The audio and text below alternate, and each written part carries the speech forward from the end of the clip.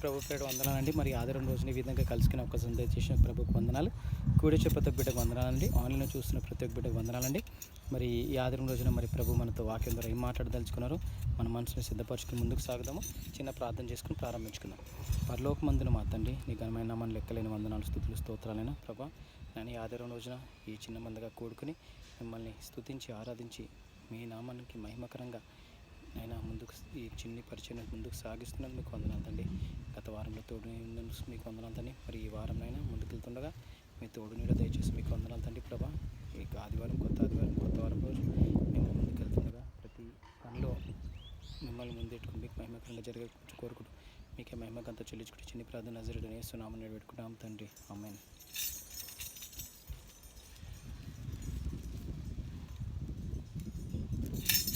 తంబుర సితారనాదముతో క్రీస్తును వేడగరారండి. ఇద్దరు ముగ్గురు కూడిన చోట ఉంటానని నా స్వామికే. తంబుర సితారనాదముతో క్రీస్తును వేడగరారండి. ఇద్దరు ముగ్గురు కూడిన చోట ఉంటానని నా స్వామికి. తంబుర సితారనాదముతో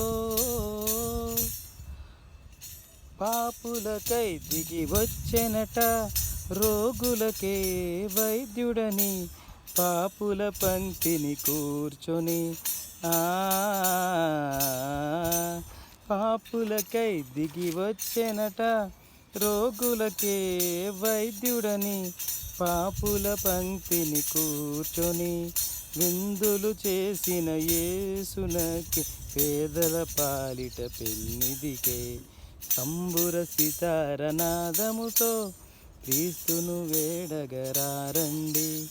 ఇద్దరు ముగ్గురు కూడిన చోట ఉంటానని నా స్వామికే. తంబుర సితారనాదముతో ప్రతి హృదయం ప్రభు మందిరమై వెలుగులతో విలసిల్లి నీ శోధనలను సమిదలుగా. ప్రతి హృదయం ప్రభు మందిరమై వెలుగులతో విలసిల్లి నీ శోధనలను సమిదలుగా. నీ శోధనలను సమిదలుగా నరకాగ్నులలో పడవేసి క్రీస్తును చేరగ పరుగిడవా.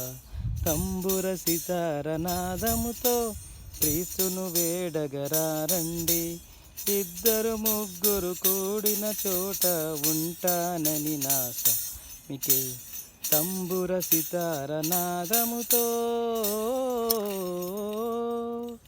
హల్లెలూయా. మరి ఇప్పుడు చూసుకున్నట్లయితే మార్కు 11వ అధ్యాయం 1-11 వచనాలండి. మార్కు 11, 1-11 వచనాలు. Jesus comes to Jerusalem as king. యేసు ప్రభు మరి కింగ్ లాగా యెరూషలేంకి వస్తున్నారు అని మరి ఈ టాపిక్ మీద మనం ధ్యానించుకుందాము. మార్కు 11, 1-11 వచనాలు. వారు యెరూషలేమునకు సమీపించి ఒలీవల కొండ దగ్గరనున్న బెత్పాగే, బేతనియ అను గ్రామములకు వచ్చినప్పుడు ఆయన తన శిష్యులలో ఇద్దరిని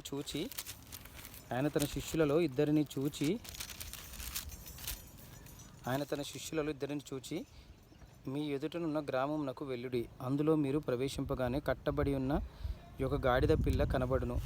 దాని మీద ఏ మనుషుడును ఎప్పుడూనూ కూర్చుండలేదు. దానిని విప్పి తోలుకొని రండి. ఎవడైనాను మీరెందుకు ఇలాగూ చేయుచున్నారని మిమ్మును అడిగిన ఎడల అది ప్రభువునకు కావలసి ఉన్నదని చెప్పుడి. తక్షణమే అతడు దానిని ఇక్కడికి తోలి పంపునని చెప్పి వారిని పంపెను. వారు వెళ్ళగా వీధిలో ఇంటి బయట తలవాకిట కట్టబడి ఉన్న గాడిద పిల్ల ఒకటి వారికి కనబడెను. దానిని విప్పుచుండగా అక్కడ నిలిచిన వారిలో కొందరు, మీరేమి చేయుచున్నారు, గాడిద పిల్లను ఎందుకు విప్పుచున్నారని వారిని అడిగిరి. అందుకు శిష్యులు యేసు ఆజ్ఞాపించినట్టు వారితో చెప్పగా వారు పోనిచ్చిరి. వారు ఆ గాడిద పిల్లను యేసునొద్దకు తోలుకొని వచ్చి తమ బట్టలు దానిపై వేయగా ఆయన దాని మీద కూర్చుండెను. అనేకులు తమ బట్టలను దారి పొడుగునను పరచిరి. కొందరు తాము పొలములలో నరికిన కొమ్మలను పరిచిరి. మరియు ముందు వెళ్ళుచుండిన వారును వచ్చుచుండిన వారును జయము ప్రభు పేరట వచ్చువాడు స్తుతింపబడును గాక. వచ్చుచున్న మన తండ్రి అయిన దావీదు రాజ్యము స్తుతింపబడును గాక. సర్వోన్నతమైన స్థలమును భయము అని కేకలు వేయుచుండిరి.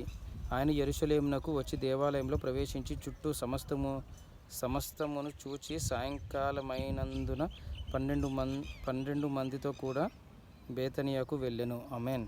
సో ఇక్కడ చూసుకున్నట్లయితే యేసు ప్రభు జెరూసలేంకి కింగ్లాగా వచ్చారంట. మరి ఎందుకు వచ్చారు, దానికన్నా ముందు ఏం జరిగింది అన్నది మనము మొదటి వచనాలు చూసుకున్నట్లయితే వారు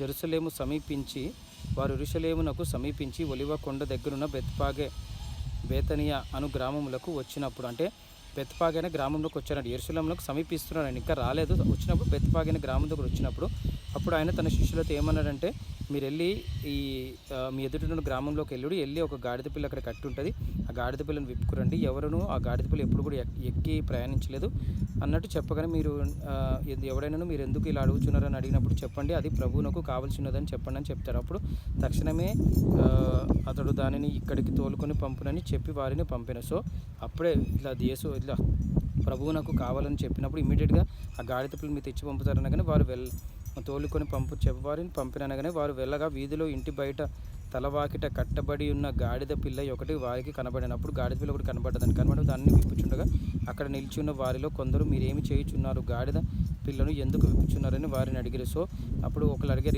ఏం చేస్తున్నారు, గాడిద ఎందుకు విప్పుతున్నారు. అందుకు శిష్యులు మీరు యేసు ఆజ్ఞాపించినట్టు వారితో చెప్పగా వారు పోనిచ్చారు. అప్పుడు యేసు ఎలా చెప్పారు అలా చెప్పిన తర్వాత వాళ్ళు పోనిచ్చారండి. వారు ఆ గాడిద పిల్లని యేసును తోలుకొని వచ్చి తమ బట్టలు దానిపై వేయగా ఆయన అప్పుడు బట్టలని గాడి మీద ఎగిరి యేసు దాని మీద కూర్చుండేను.